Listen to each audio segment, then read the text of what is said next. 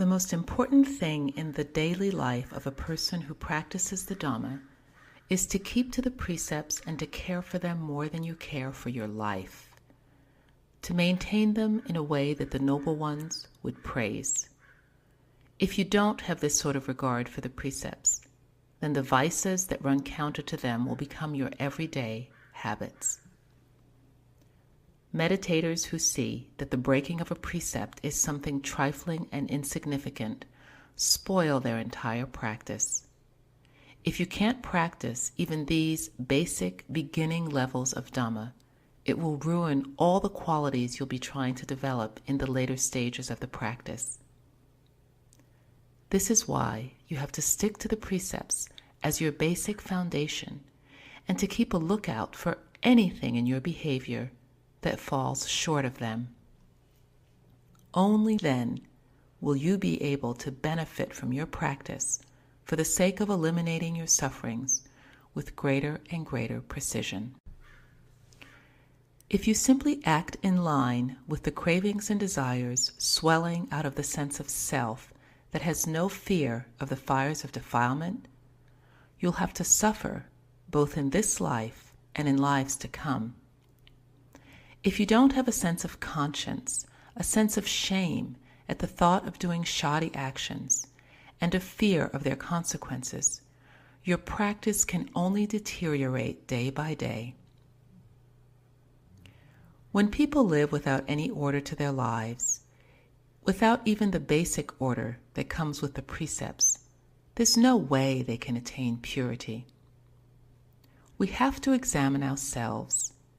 In what ways at present are we breaking our precepts in thought, word, or deed? If we simply let things pass and aren't intent on examining ourselves to see the harm that comes from breaking the precepts and following the defilements, our practice can only sink lower and lower. Instead of extinguishing defilements and suffering, it will simply succumb to the power of craving. If this is the case, what damage is done?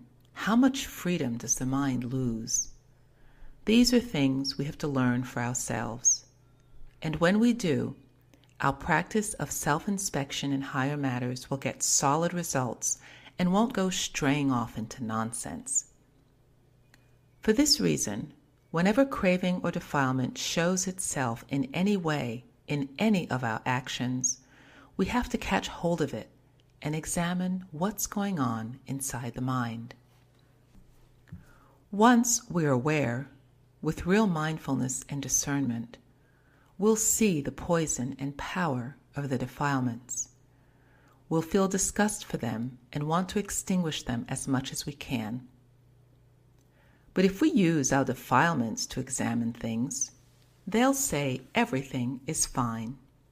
The same as when we're predisposed to liking a certain person. If he acts badly, we say he's good. If he acts wrongly, we say he's right. This is the way the defilements are.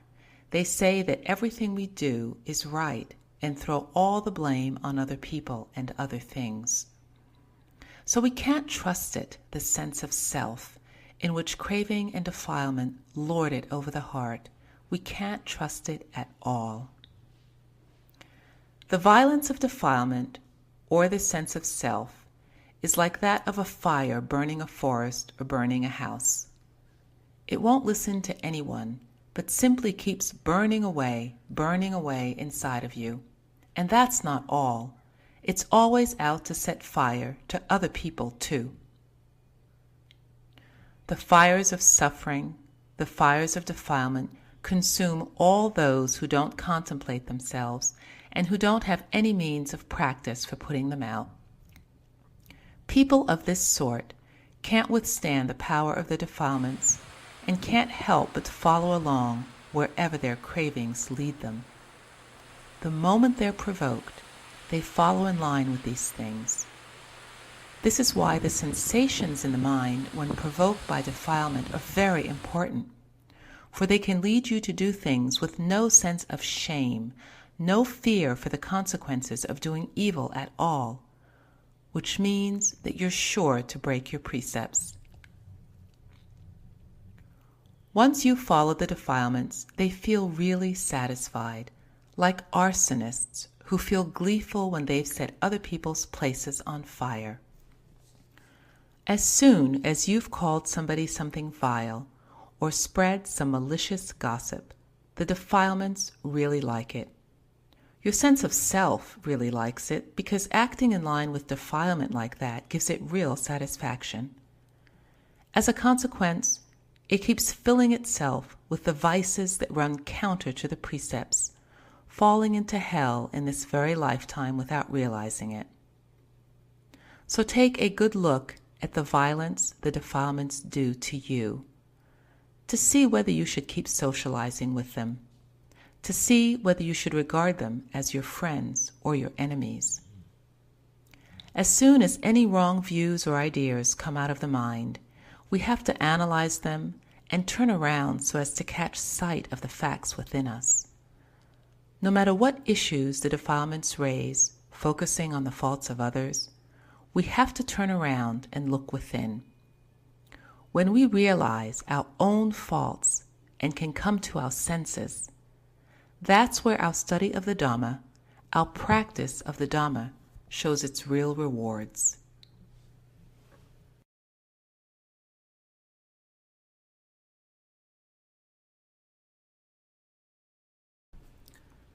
The passage for reflection on the four requisites, clothing, food, shelter, and medicine, is a fine pattern for contemplation, but we never actually get down to putting it to use.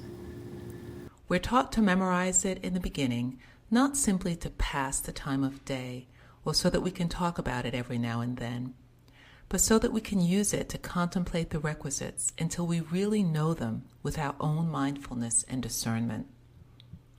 If we actually get down to contemplating in line with the established pattern, our minds will become much less influenced by unwise thoughts. But it's the rare person who generally makes this a continuous practice. For the most part, we're not interested. We don't feel like contemplating this sort of thing. We'd much rather contemplate whether this or that food will taste good or not, or if it doesn't taste good, how to fix it so that it will. That's the sort of thing we like to contemplate. Try to see the filthiness of food and of the physical properties in general, to see their emptiness of any real entity or self. There's nothing of any substance to the physical properties of the body, which are all rotten and decomposing. This body is like a restroom over a cesspool. We can decorate it on the outside to make it pretty and attractive, but on the inside, it's full of the most horrible, filthy things. Whenever we excrete anything, we ourselves are repelled by it. Yet even though we're repelled by it, it's there inside of us, in our intestines, decomposing, full of worms and awful smelling. There's just the flimsiest membrane covering it up, yet we fall for it and hold tight to it. We don't see the constant decomposition of this body in spite of the filth and smells it sends out. The reason we're taught to memorize the passage for reflecting on the requisites and to use it to contemplate is so that we'll see the inconstancy of the body, to see that there's no self to any of it or to any of the mental phenomena we sense with every moment. We contemplate mental phenomena to see clearly that they're not self, and to see this with every moment. The moments of the mind, the arising, persisting, and disbanding of mental sensations, are very subtle and fast. In order to see them, the mind has to be quiet. If the mind is involved in distractions, thoughts, and imaginings, we won't be able to penetrate in to see its characteristics as it deals with its objects, to see what the arising and disbanding within it is like. This is why we have to practice concentration, to make the mind quiet, to provide a foundation for our contemplation. For instance, you can focus on the breath or be aware of the mind as it focuses on the breath. In fact, when you focus on the breath, you're also aware of the mind. And again, the mind is what knows the breath. So you focus exclusively on the breath together with the mind. Don't think of anything else. And the mind will settle down and grow still. Once it attains stillness on this level, you've got your chance to contemplate. Making the mind still so that you can contemplate it is something you have to keep working at in the beginning. The same holds true with training yourself to be mindful and fully aware in all of your activities. This is something you really have to work at continuously at this stage, something you have to do all the time. At the same time, you have to arrange the external conditions of your life so that you won't have any concerns to distract you. Now, of course, the practice is something that you can do in any set of circumstances. For example, when you come home from work, you can sit and meditate for a while. But when you're trying seriously to make it continuous, to make it habitual, it's much more difficult than that.